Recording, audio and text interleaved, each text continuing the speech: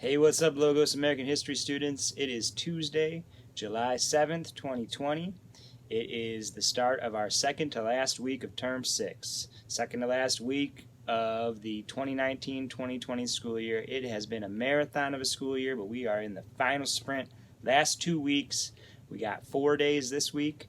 Tuesday, Wednesday, Thursday, Friday, and then next week we got 4 more days, and next Thursday will be the last day of the school year. So we can see the finish line. It's right ahead of us. We want to finish up strong. Hopefully you all had a good, nice long holiday weekend, safe, relaxing. Hopefully you're able to recharge so that you have that last little burst of energy to finish up strong, finish this term strong. If you haven't been maintaining your work this term, that's okay. We got a edict from our principal, our head of school, Kathy, saying that if you do work for the next 2 weeks, you pass. That's how it works, right? So if you've been keeping up with the work, good for you. Keep up the good work. If you haven't, there you go. You got 2 weeks to get her done. So let's, without further ado, get right into it. We go to our Blackbaud, right, and there is our e-learning instructions. You do see the note about we will have a Zoom meeting in a couple days on Thursday, and you see how you earn a grade in this class. So again, if you've been keeping up, good for you. If you haven't, this is what you got to do, right? Over the next 2 weeks, if you want to earn credit for this term, you need to be contributing to that question of the day. You need to be answering the questions in the readings from the textbook. And I just noticed a typo. After all this time, I just noticed a typo. But let's go to our topics tab.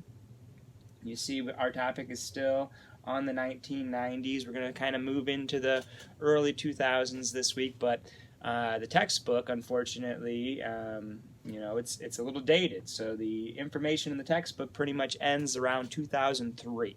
So anything that happened after 2003 will not be found in the textbook. And that's a big deal because the George W. Bush presidency, which started in 2001, mostly was consumed by post-September 11th and everything involved in the War on Terror, and also the Iraq War, which is not in the textbook at all. But we do have a little bit we want to talk about from the 1990s still. So we have Chapter 27, Section 2 is the reading for today. We have the questions embedded right there in Google Forms, but if we click on the download for Chapter 27, Section 2, let's see what it's all about. It's all about the United States in a New World, and this is something that we're still, again, dealing with to this day, but it really started in the 90s. It's hard to believe that, when you look at how interconnected America is with the rest of the world, especially when it comes to the economy, we weren't always that way. And it's a pretty recent phenomenon, right? If you go back to the 80s and the 70s, talking about stuff being made in China, no one wanted stuff made in China. That was a bunch of garbage, right? All the good stuff was made in America, right? Well, here we are, 2020, and that's not the case anymore. How did we get here? Well, it all kind of started in the 90s. And so that's what we talk about in this chapter. The growth of multinational corporations and globalization, right? And the United States reacting to all kinds of changes worldwide, including probably the biggest change was the fall of the Soviet Union, right? And there's Boris Yeltsin, the first president of Russia after the fall of the Soviet Union. Soviet Union fell in 1993, 94, right? 92, somewhere around that time, right? Early 90s, Soviet Union collapses. Boris Yeltsin takes over as the president of New Russia. He serves for about 8 years, and at the end of his term, he handpicks his successor, a guy named Vladimir Putin. That was in 2000. Vladimir Putin is still the president of Russia and will be now for at least another 16 years, so pretty much for the rest of his life. So Russia, when the Soviet Union collapsed, there he is, Vladimir Putin, took over in 1999, and has been in charge ever since, right? And he's pretty much become a Soviet-style dictator, just under a different name. It's not the Soviet Union anymore, it's Russia. We do have some good news from the 90s, and that was the end of apartheid in South Africa. and Nelson Mandela. There's Nelson Mandela, the first black president of South Africa. Trying to get peace in the Middle East over Israel. We thought we had it in the 1990s. Nope, still no peace in the Middle East. Yugoslavia. Yep, Yugoslavia broke up into a bunch of countries and had a bunch of wars. One result of that is, that has an impact on here locally is St. Louis. And the St. Louis area is home to more Bosnian refugees. Bosnia is one of these many countries that resulted from the breakup of Yugoslavia. We have a lot of Bosnian immigrants who came here as refugees from the wars over the breakup of Yugoslavia. We actually have more in St. Louis than any other part of the world. Northern Ireland, yeah, Afghanistan, yeah, and then they talk about Iraq, and they talk about how, at the time this book was published, George W. Bush was threatening war against Iraq because he suggested that they were involved in an axis of evil with Iran and North Korea, even though Iran and North Korea really have nothing to do with each other.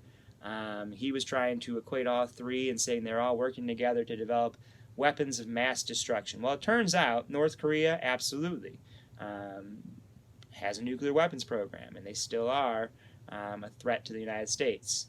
Iran has tried to develop a nuclear program without much success, and Iraq, after we invaded and went to war over weapons of mass destruction, guess what? We found out they didn't have any. So there you go. And then they talk about China, relations with China has continued to be an ongoing issue. They talk about the European Union, right, which started in 1993, was all the nations of Europe, and as of 2019, 2020, the European Union is beginning to break up with Britain leaving the European Union. NAFTA was a free trade agreement between the United States, Canada, and Mexico. The North American Free Trade Agreement has now been replaced by a new free trade agreement called the USMCA, the United States, Mexico, and Canada Agreement, which is pretty much just NAFTA by a different name. The WTO, World Trade Organization. Yeah. The 90s, globalization, it made our lives a lot better in many ways, made things a lot cheaper for American consumers, but it's also led to a lot of issues that we're still dealing with today. We're still trying to adjust to this global economy, this global community that we've established. And so that's what these reading comprehension questions, which you can find under, you can find them embedded under the topics tab, but you can also find them under the assignments tab, right there. Also under the assignments tab, you'll find, as always, the question of the day. And it gets to this issue of globalization. So let's take a look at the question of the day. Question of the day. What do you think? So this is positives and negatives, right? Because most things, it's not all one or the others. There's some positives, some negatives. So when we talk about globalization, which is interconnected economies, interconnected countries, multinational corporations, increased immigration and cooperation among different nations, right? President Trump's election and President Trump's whole America First policies are really kind of have been a pushback against globalization, saying that it's bad for America and that we should have more nationalism and less globalization, that America should take care of America and screw the rest of the world. He points out some negative effects of globalization, but of course you can't ignore the positives. And President Trump doesn't ignore the positives either. Whereas he says America first, he also very much supports trade and economic growth as a result of trade with China and Mexico and places like this. So the question is, what do you think are some positive effects of globalization, and what do you think are some negative effects of globalization? Let me know what you think. All these issues, immigration, free trade, anything that has to do with America becoming more interconnected with the rest of the world, more connected with countries like China and Mexico and others. What's good about it? What's bad about it? Let me know. Answer the question of the day. Do the reading. Answer those reading comprehension questions. And as always, if you have any questions or concerns, let me know. You got 2 weeks to get some work done, everybody. So get her done. I'll see you later. Peace.